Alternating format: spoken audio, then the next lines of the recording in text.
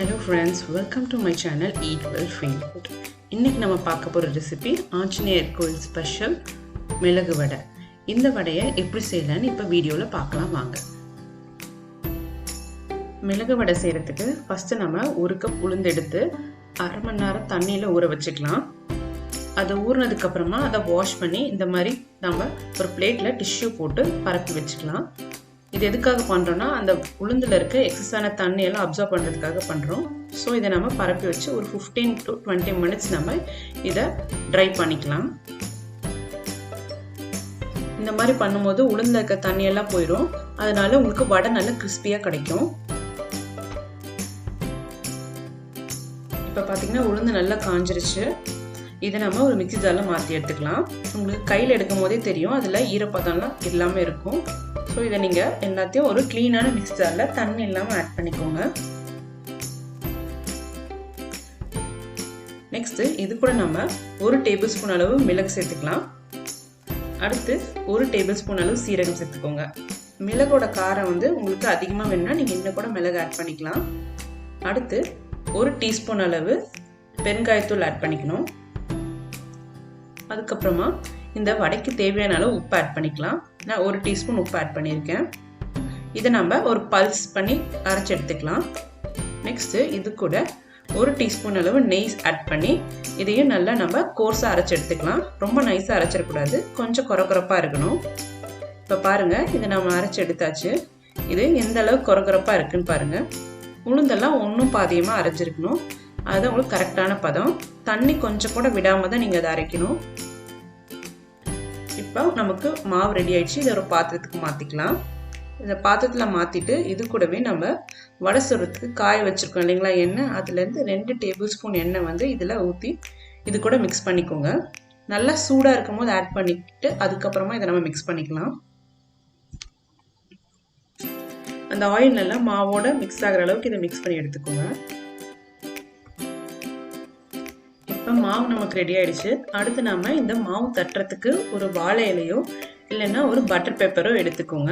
அதில் நம்ம ஆயில் தடவி இந்த வடையை நம்ம தட்டிக்க போகிறோம். சப்போஸ் நீங்கள் பட்டர் பேப்பர் எடுக்கிறீங்கன்னா அதுக்கு அடியில் தண்ணி தெளிச்சு பட்டர் பேப்பர் பிளேஸ் பண்ணிடுங்க. அது மேலே இப்போ ஆயில் நம்ம தடவிக்கலாம். ஆயில் தடவிட்டிங்கன்னா உங்களுக்கு வடை தட்டும் போது ஒட்டாமல் கிடைக்கும். ஸோ நீங்கள் நல்லா ஆயில் தடவிக்கோங்க. உங்கள் கையிலையும் நல்லா ஆயில் தடவிக்கோங்க. இப்போ அந்த மாவுலேருந்து கொஞ்சமாக மாவு எடுத்து நம்ம கையில் உருண்டை பிடிச்சிக்கலாம். அதை நம்ம இந்த பட்டர் பேப்பரில் வச்சு தட்டிக்க போகிறோம். ஃபஸ்ட்டு இந்த மாதிரி உள்ளங்கையில் வச்சு ப்ரெஸ் பண்ணிவிட்டு அதுக்கப்புறமா நம்ம ஃபிங்கர்ஸ் வச்சு இதை நல்லா ரவுண்ட் ஷேப் பண்ணிக்கலாம். இதை எந்த அளவுக்கு உங்களால் மெல்லிஸாக தட்ட முடியுமோ அந்த அளவுக்கு நல்லா மெல்லிஸாக தட்டிக்கோங்க. சைடில் எந்த ஒரு விரிசலும் வராமல் நம்ம கரெக்டாக தட்டிக்கலாம். ஏதாவது விரிசல் வந்துச்சுன்னா அதை நீங்கள் இப்படி கை வச்சு சேர்த்து விட்டுக்கோங்க. இப்போ இதை நல்லா ஃப்ளாட்டாக நம்ம தட்டிட்டு உங்களுக்கு அந்த ஷேப் கிடைச்சதும் நீங்கள் நடுவில் ஒரு விரல் வச்சு ஓட்டை போட்டுக்கணும். எல்லா இடமும் ஈவனாக ஒரே சைஸில் இருக்க மாதிரி தட்டிக்கோங்க. இப்போ கம்ப்ளீட்டாக தட்டியாச்சு. இதில் நம்ம நடுவில் ஒரு ஓட்டை போட்டுக்க போகிறோம். இந்த மாதிரி நீங்கள் ஓட்டை போட்டுக்கோங்க. இது எடுக்கிறது ரொம்ப ஈஸி தான். இந்த பார்ச்மெண்ட் பேப்பரை இப்படி தூக்குனீங்கன்னாவே நமக்கு வடை கரெக்டாக கிடச்சிரும். இதை எடுத்து அப்படியே நம்ம ஆயிலில் போட்டுக்கலாம். இப்போ இன்னொரு வடை நான் உங்களுக்கு இதே மாதிரி தட்டி காட்டுறேன். நீங்கள் அதை பார்த்து செஞ்சுக்கோங்க.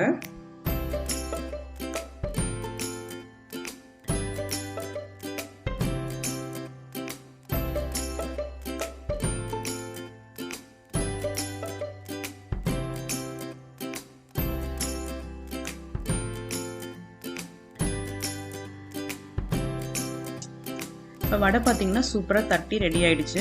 இப்போ நம்ம இதை ஆயிலில் போட்டு பொரிச்சு எடுத்துக்கலாம். இப்போ ஆயிலில் நம்ம கரெக்டான ஹீட்டில் சூடு பண்ணி வச்சுக்கணும். அதுக்கப்புறமா நம்ம தட்டி வச்சிருக்க வடையை ஒன்று ஒன்றா மெதுவாக இதில் ஆட் பண்ணிக்கோங்க.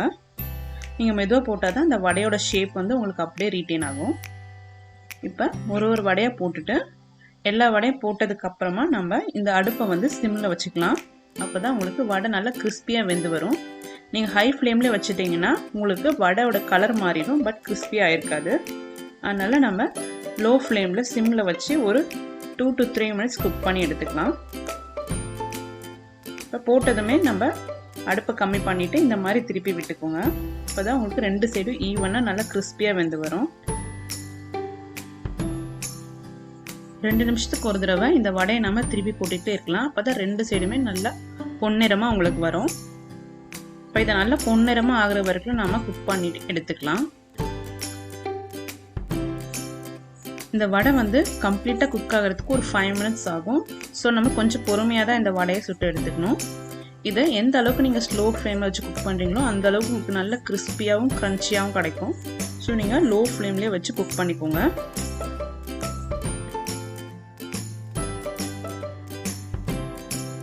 இந்த வடையில் நம்ம உளுந்து, மிளகு, சீரகம் மட்டும்தான் ஆட் பண்ணியிருக்கோம். அதனால் இது ஹெல்த்துக்கு வந்து ரொம்ப ரொம்ப நல்லது. இதை வந்து குழந்தைங்கலேருந்து பெரியவங்க வரைக்கும் எல்லாருமே சாப்பிட்லாம். ரொம்ப டேஸ்டியாகவும் இருக்கும்.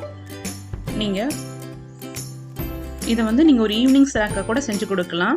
ஏன்னா இது செய்கிறதுக்கு ரொம்ப டைம் எடுக்காது. டக்குன்னு நம்ம செஞ்சு எடுத்துடலாம். பெருசாக நம்ம முன்னாடி எதுவும் ப்ரிப்பேர் பண்ணணும்னு அவசியம் இல்லை. ஸோ நீங்கள் இதை ட்ரை பண்ணி பாருங்கள்.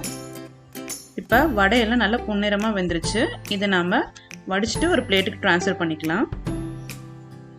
அவ்வளோதான் ஃப்ரெண்ட்ஸ், நம்மளோட சூப்பரான ஆஞ்சநேயர் கோயில் வடை ரெடி ஆயிடுச்சு. இந்த ரெசிபியை நீங்கள் கண்டிப்பாக ட்ரை பண்ணணும். இந்த ரெசிபியை நீங்கள் ட்ரை பண்ணிவிட்டு எப்படி இருந்துச்சுன்னு எனக்கு கமெண்ட்டில் சொல்லுங்கள். இந்த ரெசிபி உங்கள் எல்லாருக்கும் பிடிச்சிருந்துச்சுன்னா இந்த சேனலுக்கு லைக் அண்ட் சப்ஸ்கிரைப் பண்ணுங்கள்.